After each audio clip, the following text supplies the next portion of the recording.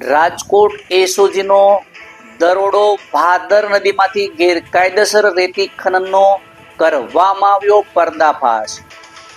રેતી માફિયા સામે કરવામાં આવી કાર્યવાહી, ટ્રેક્ટર એક્સ્કેવેટર કરવામાં આવ્યા જપ્ત। નમસ્કાર, સહજ જનસંદેશ સાથે હું છું ગોપાલ ભેસાણી। ભાદર નદીના પટમાં ગેરકાયદેસર રેતી ખનન સામે રાજકોટ ગ્રામ્ય એસઓજીની કાર્યવાહીમાં અંદાજે ₹34 લાખનો મુદ્દામાલ જપ્ત કરવામાં આવ્યો છે।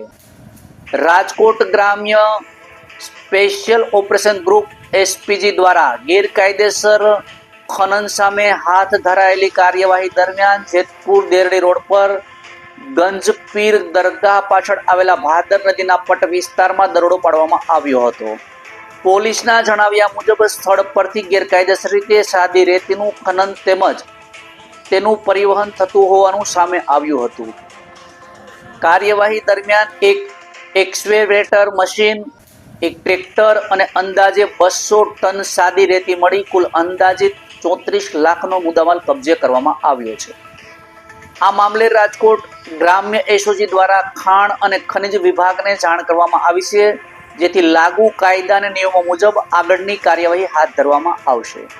પોલીસ દ્વારા સમગ્ર મામલે સંડોવાયેલા વ્યક્તિઓની ભૂમિકા અંગે વધુ તપાસ હાથ ધરવામાં આવી છે। આ તપાસ પૂર્ણ થયા બાદ આગળની કાયદેસરની કાર્યવાહી કરવામાં આવશે।